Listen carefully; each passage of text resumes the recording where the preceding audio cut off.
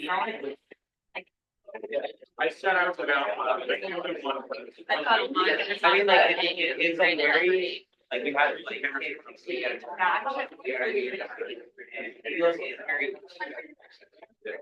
Okay, great. We're gonna go ahead and get started.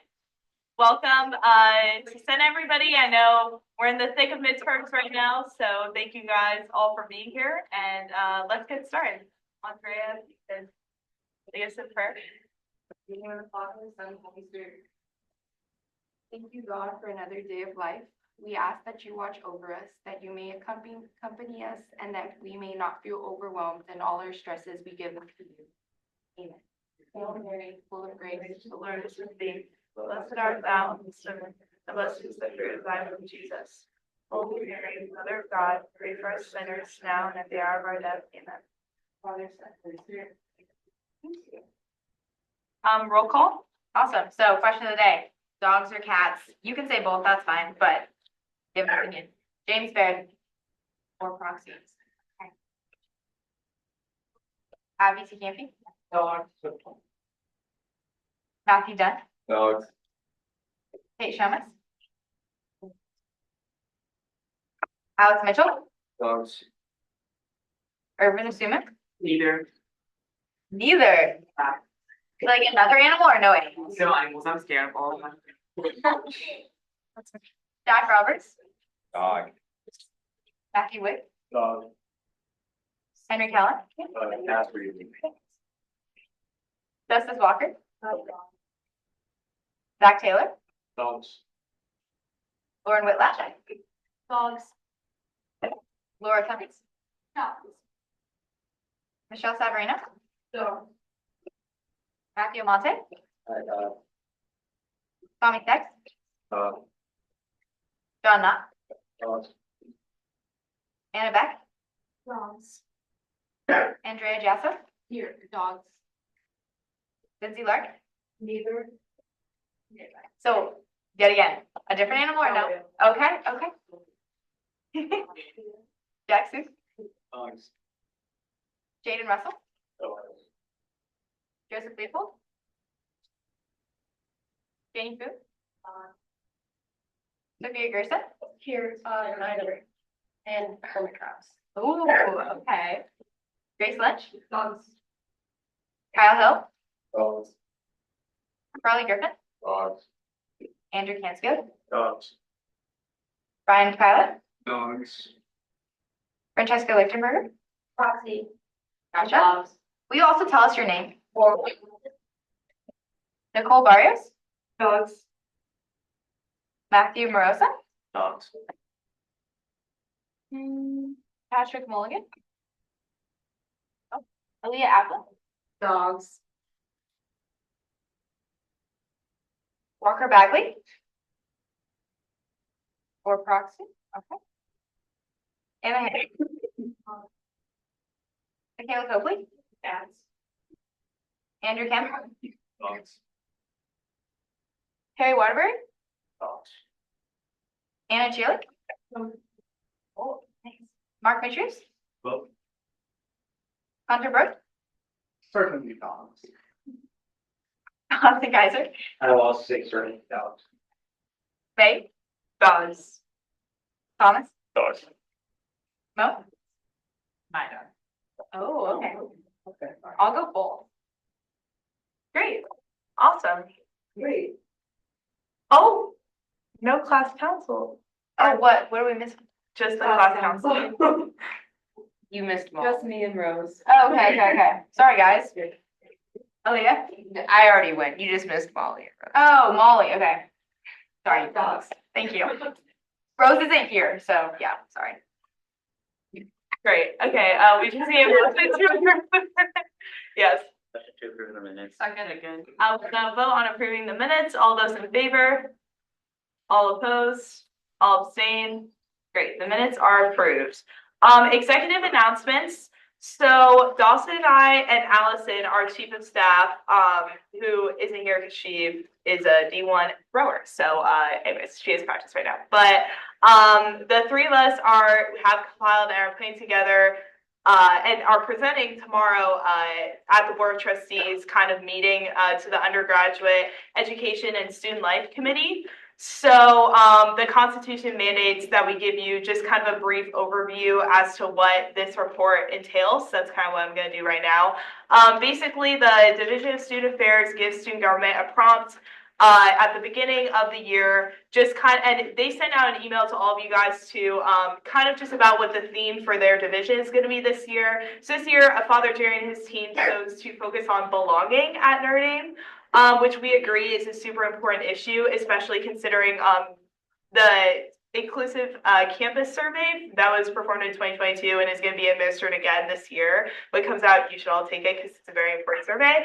But that's where we drew a lot of our data from, and also from peer institutions, and then also from you guys. You guys are thanked in the report at the end because I don't know if you guys remember, but we gave you guys a survey and we got a really high response rate. So thank you guys for doing that, just using some of that more informal data, but again, to inform kind of our opinion. So yeah, basically our prompt was, what can we do to better increase the sense of belonging at Notre Dame, especially among minority groups here, where it is, given the 2022 Inclusive Campus Survey, relatively low. So we kind of, our proposal, we went into what does it mean to belong at Notre Dame? What does it look like to not feel like you don't belong at Notre Dame? How can we kind of bridge that gap? And especially in light of Father Bob's inauguration, you know, he kind of talked about building bridges and crossing differences and stuff like that. So we decided to really focus on shared experiences and shared spaces.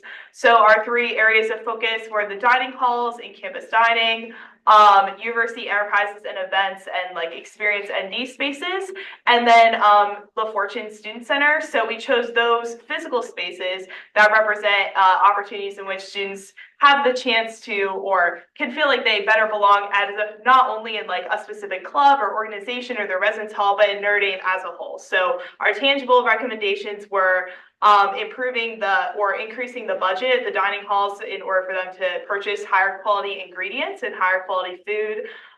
Second was to renovate the rest of La Fortune Student Center. Those plans have been created. They just haven't been executed yet. So we're more just encouraging them to kind of get the fund up to speed with the beautiful, obviously, DEI Center. And then thirdly, to open up experience ND venues, so that would be like Corbett, the Monogram Room, Legends, to make those more accessible for student usage, because right now they do charge, obviously, kind of a steep price that a lot of student organizations or residence halls can't afford, and also some of those spaces are blocked out over certain dates, so students literally can't, even if they did have the funding, they literally couldn't reserve them for things like dances or formals or anything like that. So those are kind of our main proposals. If you guys have any questions about it, I won't take up any more time in the meeting, but you're more than welcome to talk to myself or Dawson after. I don't know, Dawson, if you have anything to add, but yeah, that's kind of what our report's about. So. No, she covered it all. Thank you guys for your feedback, because we definitely incorporated that when, kind of formalizing our both belonging on campus and then our recommendation. Yeah, excited to hopefully, present tomorrow, and hopefully they are receptive and making recommendations and the improvements that we're recommending. So thank you guys again. Exciting stuff. All right, awesome. And more to our normal announcements. Right after this is Ballads and Beats at Legends. So I would, if you guys don't have any dinner plans tonight and want to learn a little bit more about how you can be civically engaged and kind of responsible voting this upcoming, obviously, election in November, then I encourage you to go. We're also going to have a number of student bands and performers there, so it's going to be a fun time.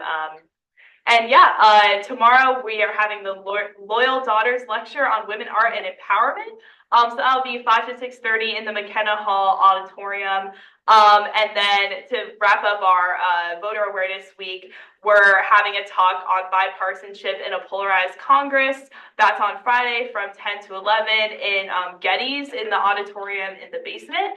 That's going to be really cool. So if you guys, I know a lot of you guys are political science majors or interested in kind of law stuff or just government work in general. So I would recommend going to that if you guys are interested. And then make sure to stop by our sustainability tabling on South Quad Friday afternoon. They're going to be tabling about how to be sustainable on game days. So yes, now we're going to turn it over to, as I'm sure you guys all saw in my email, FMB and CCC are gonna be presenting just about, the fiscal state of the student union. So I'm gonna let them come up. Which one do you guys wanna do first, the CCC or the? Okay. So Mark's gonna go first. And yeah, so please give them both, fellow members of Senate, your full attention.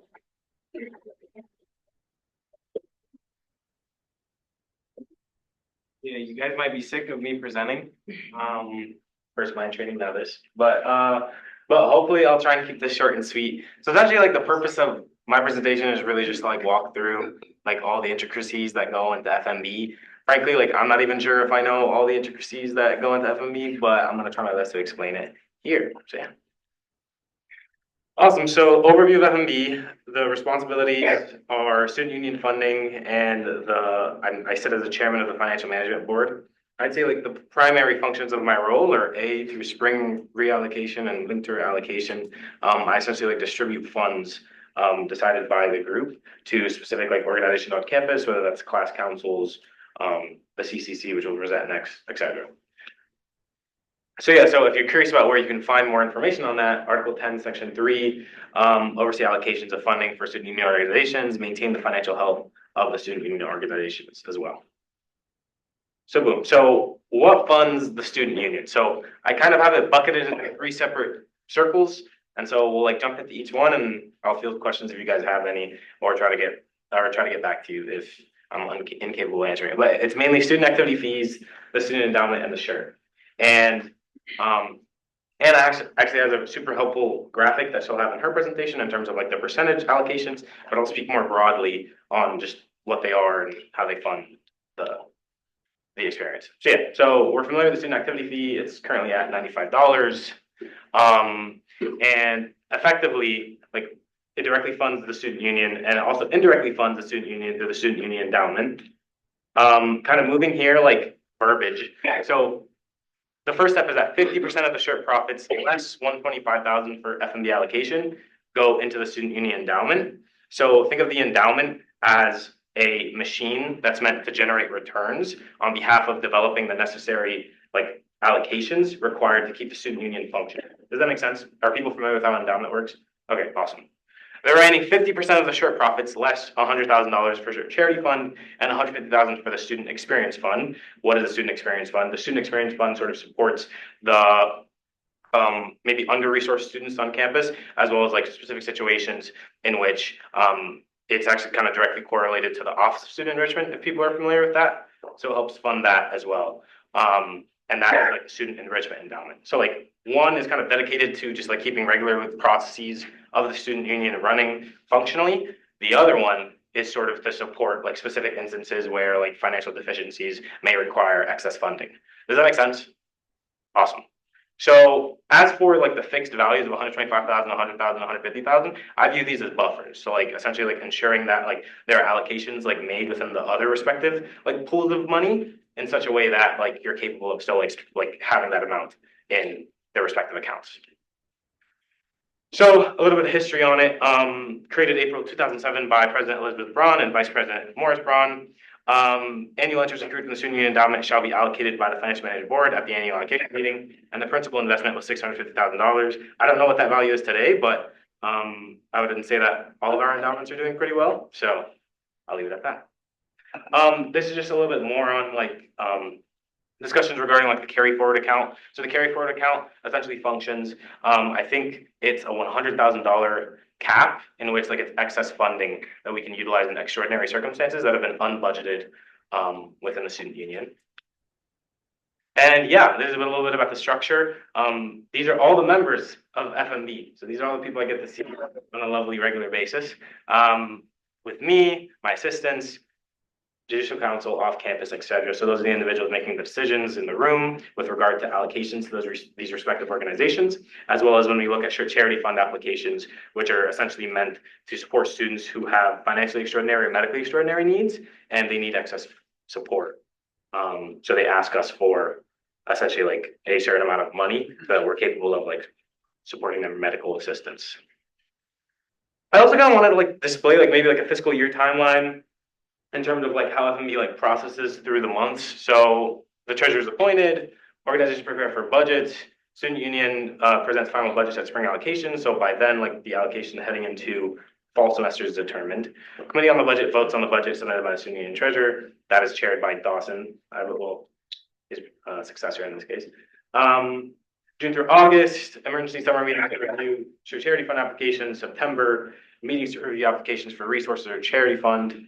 October, still just meeting with regard to charity fund. The next major event is primarily surrounding winter reallocation, which is January, which is an opportunity for your respective larger organizations like class council, et cetera, to receive excess funding. And yeah, these are some of our resources up on the board. The tech fund request is actually no longer a thing anymore. So I forgot to delete that. But essentially the $5,000 approval request is still a thing. So essentially if clubs want to request more than $5,000, they have to like ask us if like it's financially viable. And the way we sort of think about it is like, are you capable of paying for it? Like, do you have a funding resource plan, et cetera? Because you wouldn't want a bunch of student union organizations to be like severely in debt.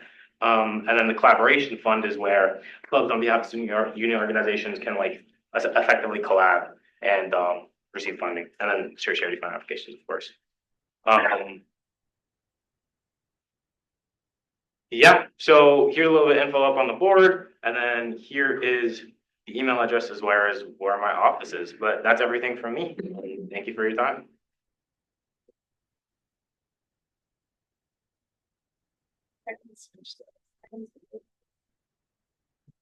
Does anyone have any questions for Mark, or we can also, after Anna goes, we can do full questions.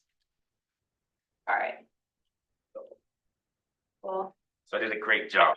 You really did. No, Hey guys, my name is Anna. I'm this year's CCC president, and I'm just gonna go through a few more things. A little bit of repetition of what Mark did a great job of presenting, but then also talk about some CCC specific things pertaining to student union funding. So first, here's just a quick little infographic discussing at the top the sources that Mark went through of student union funding. Like Mark said, we have 3 sources. One is the student activity fee, another is the SHIRT project, and then the third is the student union endowment.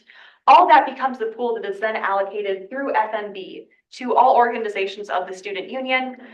There are 4 kind of buckets of organizations that encompasses. So most of it goes to student union organizations. 59% of it goes to the various student union organizations. That is class councils, sub, a very, very small fraction of it goes to special interest organizations like bookstore basketball. There's a collaboration fund, but then 40% of it, the largest single slice of the entire student union budget, goes to the clubs of Notre Dame. To go into a little bit more about what Mark was saying about those 3 specific sources, the student activities fee, the SHIRT project, and then the endowment. The biggest source, like by far the largest source, is the student activities fee. That's $95 that every single undergraduate student at Notre Dame pays into. As it stands, it represents 74% of the entire student union budget that the entire student union relies on. The second source, like Mark said, is the SHIRT project. So that is a $125,000 hardline cut of proceeds from the SHIRT. That's not going to change depending on how much the alumni like the SHIRT in a given year. It's always at $125K, and that, as it stands, is 13% of the entire student union budget. The third and final source is the student union endowment, a portion of returns from that. That's currently standing at 12.9% of the entire student union budget. And one thing that I want to make extremely clear is that we all hear about the Notre Dame $20 billion endowment. That is not the student union endowment. The student union endowment is something entirely different. It's quite small as far as endowments go. Certainly not the 20 billion. Just be clear that the student union endowment is entirely distinct from the overall pool of money that Notre Dame provides towards financial aid and that sort of endeavor. So with all that being said, I now want to talk a little bit more about the Club Coordination Council allocation specifically. But before I get into that, I want to give you a quick overview of club life at Notre Dame. So as many of you might remember, I gave a talk about the CCC last spring in Senate. So this is just a quick review of that. So as it stands at the present moment, we have 324 currently active undergraduate clubs, which is a lot of clubs as far as universities go. And of those 324 clubs in a single semester, we generally see approximately 3,500 approved ND Central requests. For those of you that aren't familiar with ND Central, that's the way that clubs can officially request to have an officially recognized event. It's how event spaces are reserved. It's how clubs can access their funding. It all runs through ND Central. So in a single semester, in this case, the most recent data we had was for the fall 2023 semester. We saw 3,500 event requests. Again, those are only the ones that went through ND Central, but also they're only the ones that got approved. And if you're wondering what those events might be in particular, those, put simply, are basically the events that our peers at Notre Dame most directly want to see. Those are the requests to bring in the speakers that the students of Notre Dame want to hear from.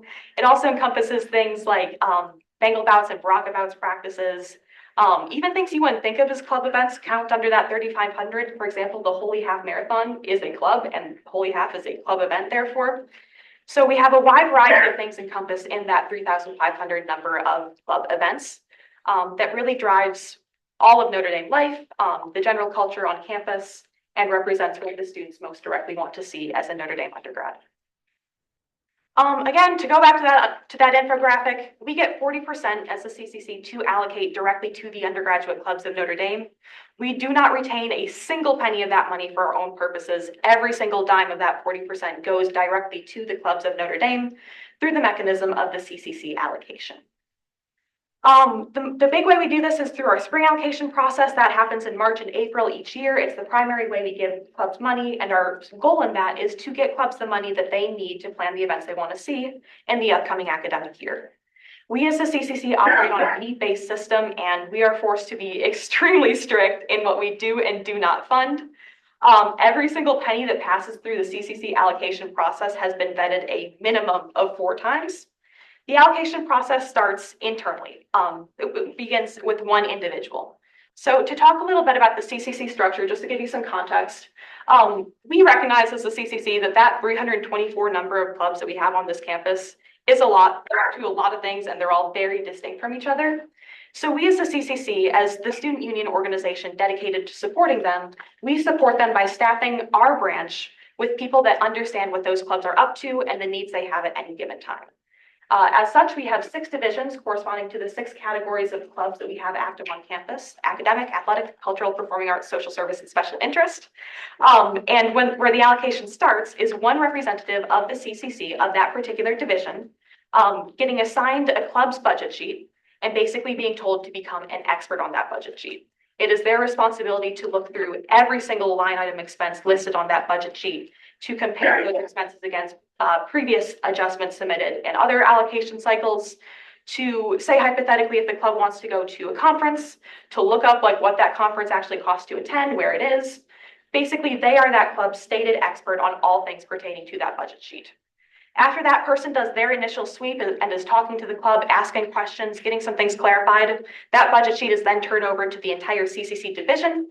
So per the structure of the CCC, that is up to 5 other individuals, 6 total, becoming an expert again on that budget sheet, talking to the club, grilling them on what they want to have spent and what they want to see happen, and making sure that it's something that the CCC can feasibly fund. But once the division completes their review, it's then turned over and is reviewed by representatives from all 6 of the CCC divisions to ensure consistency and fairness across the divisions, but also to have a maximum number of eyes on that budget sheet, vetting where those expenses are going, and knowing with certainty that it is a good use of student union funding. But then once all that is wrapped up, there is then one final review by all the voting members of the CCC. That is, as it stands, 35 people looking at this budget sheet and saying, yes, these expenses are things that we feel are a good use of student union funding. Throughout this entire process, it's a ton of work for the CCC, a lot of nitty-gritty data work, but we're also in frequent contact with the clubs. It really is like an extensive audit process at the end of the day in terms of asking what do they want to see happen, why do they want to see it happen, how much is it going to cost them, how many people are going to be there, everything to make sure that we as the CCC are utilizing that 40% cut that we get with the maximum amount of fiscal responsibility. This, for example, just for some context, is a spring allocation budget sheet. I don't know how many of you are familiar with our budget sheet process, but again, like I said, the question that we're always asking is, what do you want? How much of it do you want? And how much does it cost? We break it all down into very specific line item expenses. If, for example, if a club comes to us and says, like, I want to have a retreat, it's going to cost $600. We as a CCC say, no, we need to know, like, how much are you putting towards venue? How much towards food? we demand the line item expenses so we can maximize our ability to come to you guys as Senate and confidently say, we know where this money is going and we're confident where this money is going. But the other thing to note is that when we're looking for these line item expenses, the prices that we are collecting as the CCC are reflective of the current economic environment. So when prices increase due to inflation, the CCC's calculation of what that club's overall request is likewise reflects that inflation. If you're wondering how many clubs take advantage of our spring allocation process, there's a lot of them. Like I said, we have 324 currently active. In the past 5 years, we've had 150 clubs on average request money from us through spring allocations. So that means that 46.3% of all undergraduate clubs are reliant on student union funding each and every year. What that looks like in terms of the 2024 spring allocation metrics, we saw $1.4 million in CCC adjusted. So this is not raw expenses from clubs. This is after the CCC has gone through and said, yes, this is a fund that we feel that we would like to cover ideally. We see $1.4 million in that. We only have $184 in CCC allocatable funding, which means that 72.5% of all club expenses mathematically cannot in any way physically be fulfilled by the CCC. It's quite a problem because what happens when the CCC can't meet club need is one of two things. Clubs either get less active, they have less power to put on events, less power to advertise those events to the entire campus community. The other thing is that the clubs might get less accessible, and that what we often see is the CCC, when we are going through and talking to clubs like what's going to happen if we don't fund this, what they tell us is that we are going to increase our member contributions. So that is, for example. So they come to the CCC and say, like, if we can't get money through you guys, if we can't get money through fundraising, we are going to increase our dues, which makes club activity significantly less accessible for your average Notre Dame student, particularly because, and we've been in contact with the Office of Student Enrichment as well, talking about club funding matters, but just for your reference, OSC will only support up to $200 per year per student in club activity, regardless of how many clubs are in, regardless of how expensive that club is. So when club dues increase, that cuts into what OSC can possibly cover. And oftentimes these increases that happen as a result of insufficient CCC funding cannot be supported by OSC, which leads to a situation where the clubs at Notre Dame are significantly less accessible to your average Notre Dame student. That was all I have for you at the present moment as it pertains to CCC allocations. Do you have any questions for me? So 59% goes to student union organizations. Yeah. How many student union organizations? Like, I don't really know. How many are there? So that's the entire branch, and Mark can jump in. No, yeah. I was just double checking like a statement I made, which I'll get on there. But like anyways, in terms of the amount of, it's the entire FMB. So like those are the student union organizations. So why are we giving 59% of the student union organizations and why less to clubs organizations?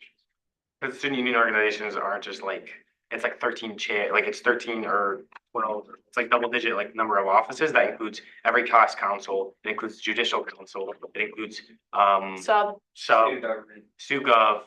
Yeah, so like sorry, I almost forgot you. It's a big amount. Okay.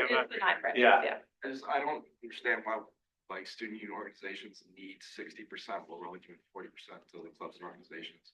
So like if you necessarily think about like the budget, right? Like let's say like Sub, right? Like the amount of money that Sub needs to run their events, to run like the insane concerts that they bring to campus, things like that. Like I'm not going to disclose the amount that they need, but it's a large amount. So like that's an example. Stu Gov also runs their own things as well, and class councils each require like opportunities to be like extracurricularly involved. So like all of that comes out to a very large number. That's bigger than what you think. People are like included in student union organizations.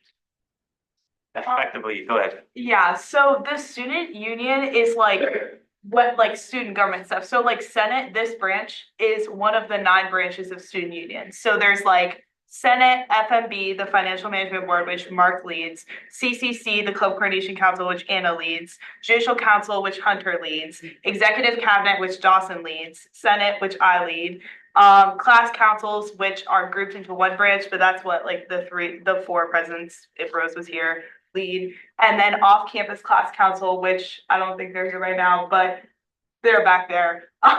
Lead Sub, who Emily's not here, but that's the student union board, which is like the programming body. That's what she leads. I don't think I'm forgetting HPC, which Harry is back there. So that's what he leads as co-chair. So like the student union is like kind of what people think of as like student government, but it's just like all the branches like in one kind of big thing. And they are like class councils, hall presidents councils and stuff. Like their purpose is to put on programming for the student body, you know what I'm saying? So that's why the majority of the funds goes to the student union. And like, it's not just like, oh, 60% goes to like sub or like the concert or something like that. It's like, it goes to the other student union branches. And then from there, it's like further allocated to the other branches. Does that like make sense My or? question is, why are we taking money from the students to give back to the students the way we want? Why don't we just let the students keep the money they have?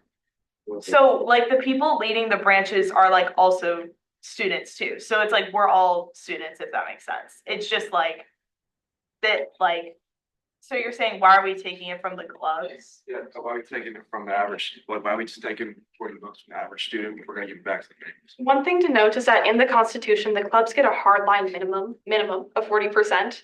That can always be increased depending on interest from the student body. So yes, there is some question there about like, what do we do with the 40%? But effectively, if you increase from like 40 to like 50%, let's say, then you're taking away 10% from like every single other like student union organization that was just stated, which like effectively services the entire student body. I mean, what was the question? Yeah. I was just gonna say, like, specifically, basically, each one of our branches is to serve like a specific like group or demographic of the student body, or like exec cab is for everyone at Notre Dame. Like each of our class councils make sure that every single person is covered. So basically with our organizations, we're making sure no matter what student you are, you have something for you here, if that makes any sense. Whereas specific clubs and organizations, like I'm in Harmonia Acapella, any money that comes directly to Harmonia Acapella is only going to the 16 girls in my club, if that makes any sense as well. And things cannot function without other members of the student union. So like judicial council, they reimburse every single person who runs for any like position here, so that they can afford it. So if like a student couldn't like afford it themselves to run, judicial council makes sure they cover that. So basically the different things that we run on campus make sure that all students are covered, and so that things can continue to function here at Notre Dame and Student Life. A good way to think about it is like I'm just gonna let Hunter review something a second. Sorry. I don't want to take away from you. No, go ahead. I mean, I was just gonna say, kind of, Aaliyah took the words out of my mouth, but like us, for example, I think that the average person would kind of be like, why do we have a budget? And I think that is very fair. But then when you kind of consider that anyone who runs for any office, if they spend money within their campaign finance limit, we have to reimburse that.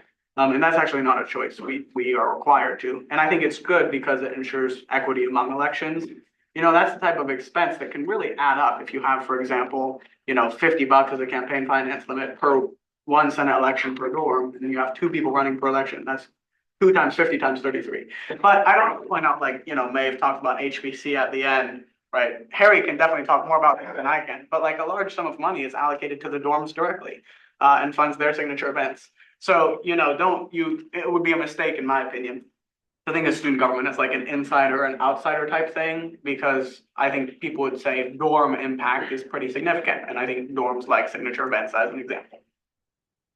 And just to note as well, Club Coordination Council receives the biggest allocation of any of the 9 branches of the student union. So that's just, because like we said, there's 8 others as well.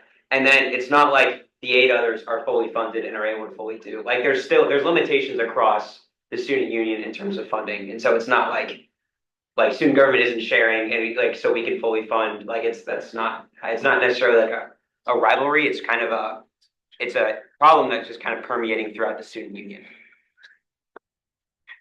Yeah, so if you guys would have to guess, like those limitations for the like student union organizations, are they like more severe or less severe than the limitations for the club organizations? Significantly less severe. I can pull numbers from 2022, 2023 as it pertains to relative need met. But yeah, the clubs are in a really tight situation. So would there, I mean, like I'm thinking ahead of like increasing the student activity fee.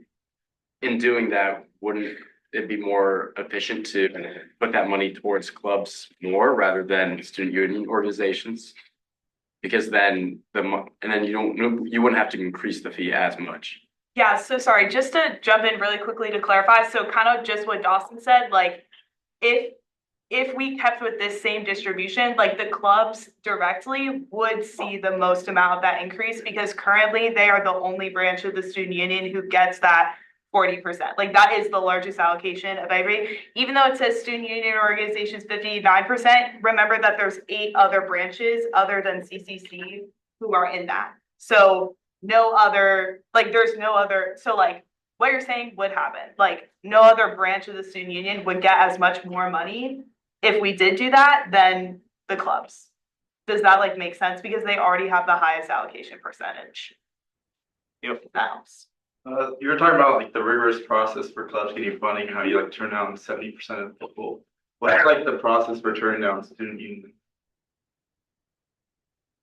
Sorry, could you repeat the question? Like, what's the process to turn down student union that they're funding?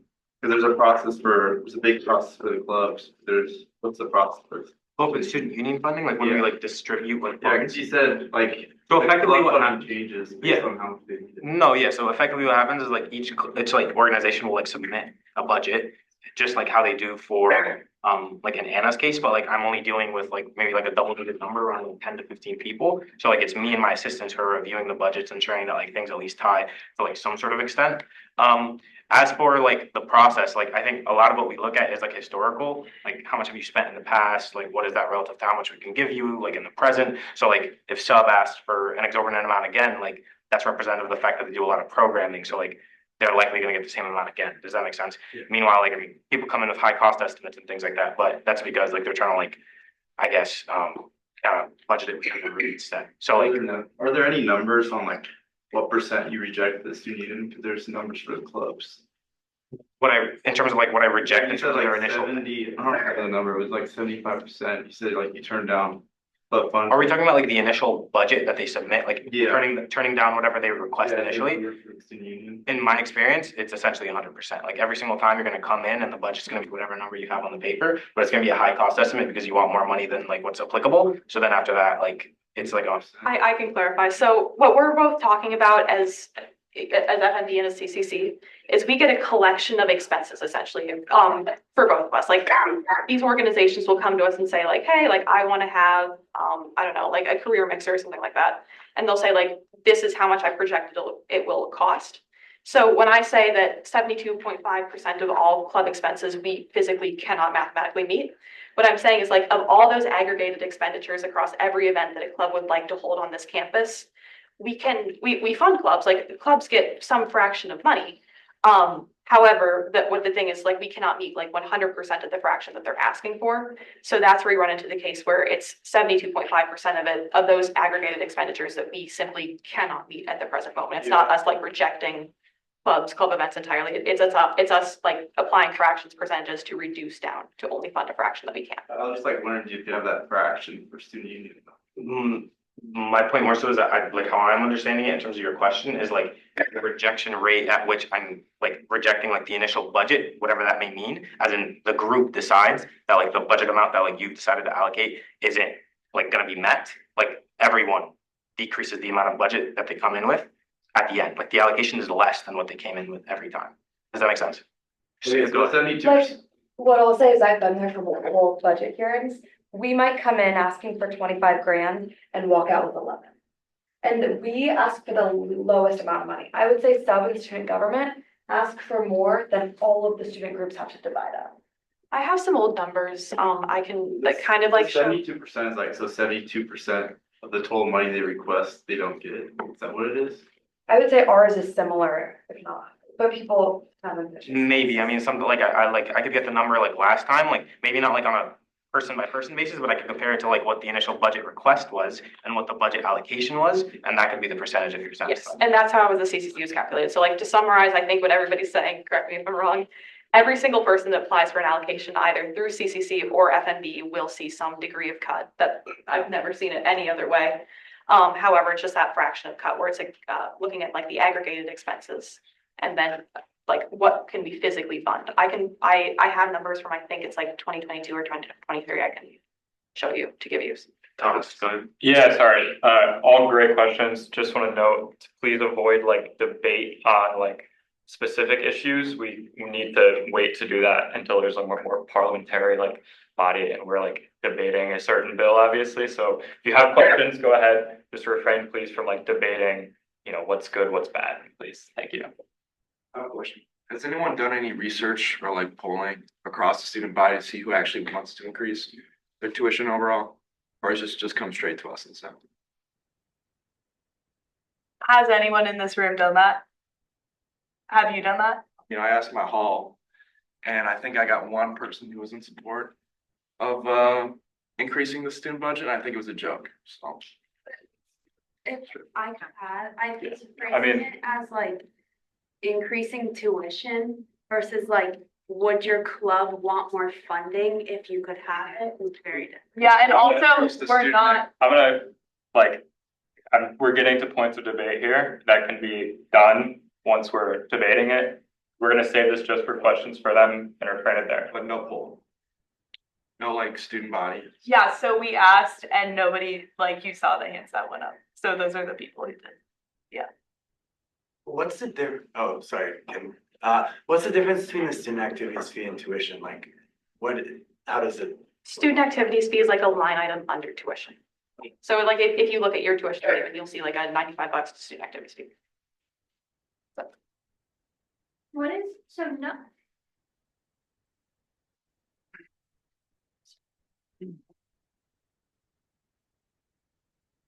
So all of this money is just running through like your two groups respectively. There's no, like, the university itself isn't involved in any of this money. Technically, some of the money goes to the Student Experience Fund, which the Office of Student Enrichment. You can correct me if I'm wrong, Lou. No, No, not out of the student activity fee. not at the student activity fee, but like in terms of what I presented on it, the Student Experience Fund is part of what the Office of Student Enrichment. Only from the shirt. It No. doesn't come out of the endowment, it doesn't come out of the student activity fees. So No, the 100%. shirt revenue, right, like gets split between the student experience fund with student enrichment and student government. Yeah, but I think your question was specific to the money that flows through based off of all these allocations, like the shirt, like, is what is funding the But shirt. not out of the 125. Yeah, no, I get that, Are but you that's it. So there's no way, like, money can come from, I guess, a different part of the university to cover your two respective branches. No, so this is like the sum total of funding we get. Thank you, actually, I meant to say this. Thank you for the reminder.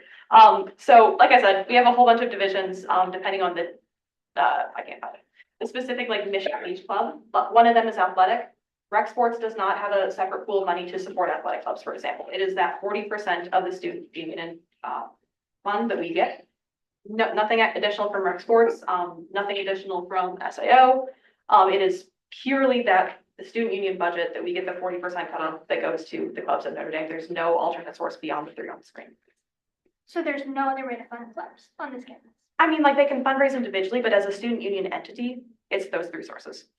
And D-Day, And as they're there's- saying. Yeah, And V-Day. like that'd be like individual fundraising, but like as like what the CCC can allocate, what FMB allocate, it's those three sources. And so they can't go to any other part of the university or anything instead, it can't be less money. If they want to individually fundraise, like we see it with a handful of academic clubs in particular, they can go to an academic department and petition support there. But that would be individual fundraising, but like as it pertains to our responsibility as student union organizations, these are the only three sources.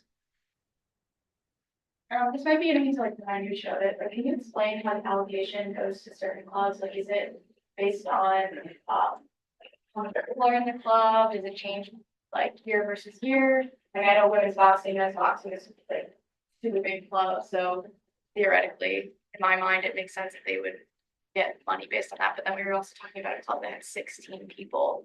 And so making that equitable for everyone who has a club. Can you explain that? Yeah, absolutely. I'll try to make this, we might need to have a chat after this because this is an extremely rigorous process that takes us as a CCC a minimum of 4 weeks. So let me know if you want to talk and I can give you more specifics. But the high points of the CCC allocation process. There's this budget sheet. Here's like one very, very small fraction of the budget sheet. The whole thing is like 18 pages long and it's like you say, minutia, like precise details about exactly what you're talking about. So like size of club, how old the club is, what their officer board looks like, other sources of funding on campus, how many times they meet as an officer board, like all sorts of that information. But then we also get information on their previous spending history, their previous event history, and then we have this entire section dedicated to what their projected events look like. So that becomes like the basis of information that we as the CCC start with. Again, self-reported by the clubs. It then becomes the responsibility of the CCC in our allocation process where we have those 4 stages of expanding reviews of that budget sheet to then go through and look at like, let's look at what they've actually projected. We vet those numbers to the cent. And then we come through as a CCC after making the adjustments that we have contained on the budget sheet.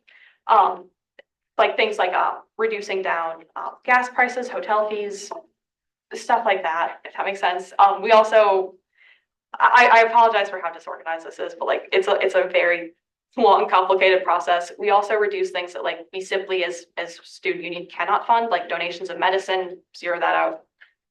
So you're essentially creating a profile for each club, and then you're going back and like changing the weight of what that club has in the percentage of the allocation of funds. Yeah. So we get their projected expenses. We look at what their rollover is going to be. We perform a calculation that identifies the club needs. So like based on what they have in their bank account, what they've fundraised, and what they're projecting expenses, we get a number that is what is this club's particular need. We do that for every single club through that 4-stage process that happens over 4 weeks. We look at that number and we say like, we as a CCC still don't have the funds to cover this. And that's when we go through and have like what we call a final cut process, where we'll look at, this year we considered impact, like you say, in terms of how many people are actually participating in that club. And then we also look at how much they fundraised, for example, and try to support fundraising to the extent possible. So those are some of the metrics. Just last question, how are you vetting the process itself? Like, what do you mean? Like, how are you making sure that the process like is not different between 2 different people who are working in your CCC? So that's the point of this process. So it starts with the individual. And then, like I said, each division has up to 6 people on it. So it starts with the individual. They do their own thing. And this is all extremely well documented. Like, there's a lot of comparison of notes across individuals on the CCC. But then it's the entire division coming in together, looking at that particular budget sheet, looking at the work of that one individual division representative. They have their own process. They speak with the club together. And then to ensure consistency across all 6 divisions of the council, we then have representatives of all 6 of those divisions who have all done the same exact work within their own division, looking at everybody else's work and making sure it's consistent in that way. And then at the very, very end, there's every single member of the CCC in the room looking at a spreadsheet of final allocation amounts and making sure that like this is fair across every single club that has applied for funding. This was a consistent process. There were no errors made essentially by the time we reach the stage 4 of this process. And then that's the responsibility of those of us on exec 2. The CCC has a 4-person exec board, and during spring allocations, our job is basically to make sure to like hop around the divisions and make sure that everybody's being extremely consistent. Thank you. Yeah. If there's anything that you want to hear more about, like we talked for a long time about this process. I know we talked about it in ComCom, but I think it's like important information for everyone to have. Could you talk a little bit about how like financial aid would be impacted by raising the activity fee and just kind of like how that would work? Yeah, sure. So effectively, that was like my number one thought is like, can students who receive financial aid like be able to be supported? And me and Thomas had. So I think this is gonna be a question that we're gonna save for when we're talking specifically about activity fee. We're gonna save questions right now for the finances and stuff like that, but. So just to clarify, the money that comes from the shirt, student activities fee, and the endowment is funneled into the other 4 buckets, and those percentages are fixed. So the 40% to the CCC, the 0.25%, 0.75%, 59%, those are fixed percentages. The 40% is technically written as a minimum. It could be higher. In practical terms, it's 40%. So question, I don't know, why can't we talk about like why can't we talk about people's financial aid involved in this process? Yeah, it's a good question. So this is parliamentary procedure because we're not debating the bill right now. We're just asking them. There's gonna be a place for that, right? It's just not now. That makes sense. Do we know anything about that right now? We do, and it's actually in the bill. It's in the bill. So if you have a question about that, that's what you refer to, and we'll debate that once that comes. there would be no way to get more money from the SHRM project. No. Do either of your guys' organizations offer loans to clubs? Say like a club wants to take $500 to buy materials that they need for their own fundraising event, and then they can return that $500 to you after they've raised their money. Yep, CCC offers a zero interest loan in addition to like a couple other like discretionary pools of fund available to clubs on a rolling basis throughout the year, but one of them is a loan, yeah. No, we do not offer loans. Like essentially what you get is what you get, like respective to those organizations. Any other questions? Not gonna be available after the meeting too, like, come find me. CCC@NU.edu. Okay, great. Well, thank you guys for coming.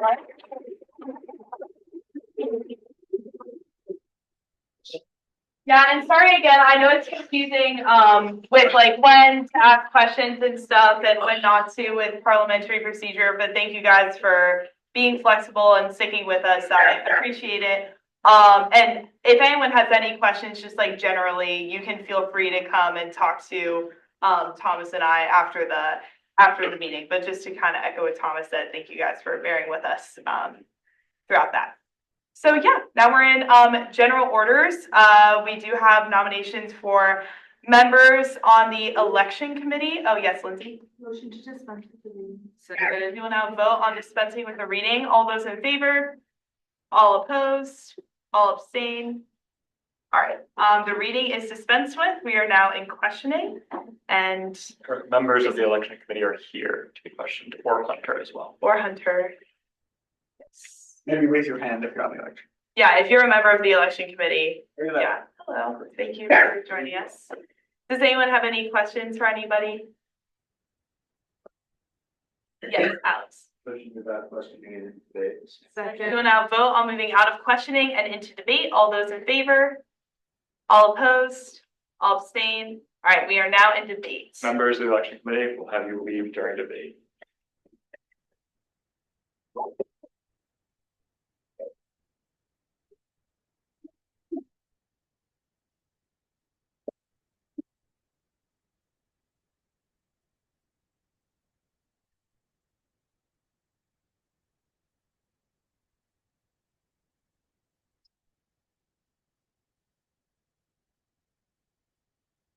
Sorry, thank you guys. All right.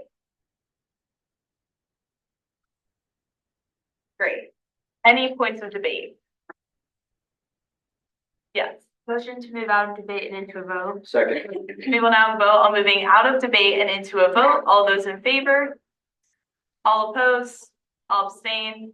Great. We will now vote on the nominations for the election committee. All those in favor? All opposed?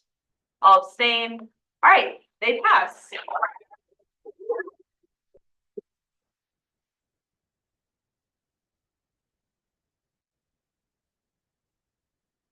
They walk away? All right.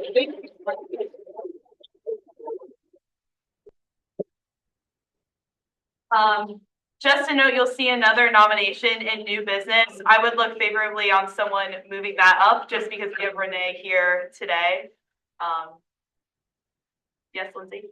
Motion to move item A from new business to general order. Yes. Unanimous consent to move item A from new business to general order. Are there any objections to the unanimous consent? All right, seeing that there are none, it will be moved up. We can now hear the nomination for co-director of campus technology for the executive cabinet, which Dawson can, Just switch the reading. Oh, we will now vote on dispensing with the reading. All those in favor? All opposed? All abstain? The reading is dispensed with. We are now questioning, and Renee is right here. If anyone, yes, Irvin?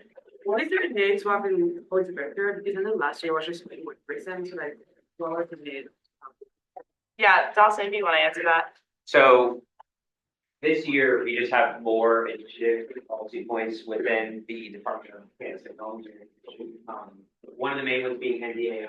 That's the big one that we campaign on. I've done a lot of work on so far, but it's just progress is moving along well, but it's one of those things that is just a lot more intensive than we imagined. And then other things like updating the ND mobile app, continuing to push the ND Safe app to students. And so it's just a lot more of an intensive department this year than years back. And so that's why we're trying to bring on. Yeah, just to mention, like where did you keep her? Is that something like in the announcement or bring to the student body to like apply to be, have that? Yeah, so we first started in the department with the department members, and then we reached out to various kind of computer science professors and people in that realm across campus, and Renee came highly recommended from the state very we reached out to them, so. So you wait, directly consult with professors, is that what you did?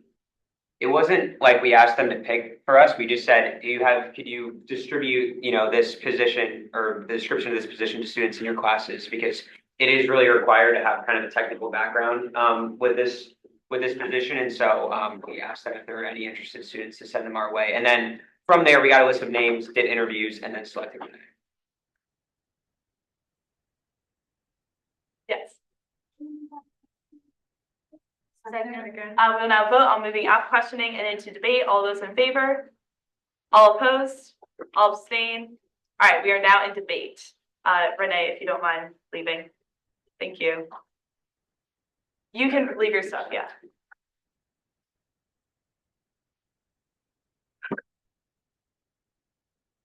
Are there any points of debate? Yes. Motion to move out of debate and into a vote. Second. We'll now vote on moving out of debate and into a vote. All those in favor? All opposed? All abstain? All right. We will now vote on the nomination for co-director of campus technology. All those in favor? All opposed? All abstain? It passes. Thank you, guys.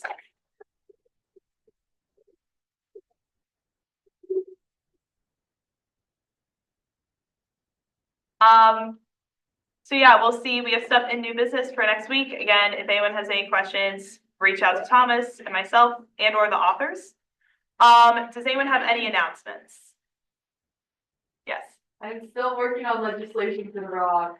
Please, I would love, we have 8 people have signed it so far. We're doing great. If all of you would sign it, that would be fantastic. I'm also trying to meet with rec sports soon. So if you've had people in your dorm really passionate about this, I would love if you came to the meeting with me. I think it'll look a lot better to have a lot of us go to this meeting than for me to show up alone and then be like, oh, we're not going to take you seriously.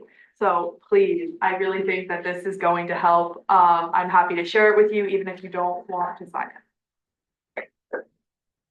Yes. Another plug for what they mentioned during the executive announcements for the Loyal Daughters thing. I'm the intern for Passport Women of Impact, and it's the weekend where a bunch of women who are super generous to the university and a bunch of women from that 1972 will be back to help with these events. So if you're interested in meeting any of those women who are the first people at the university, first women at the university, please come. Really cool.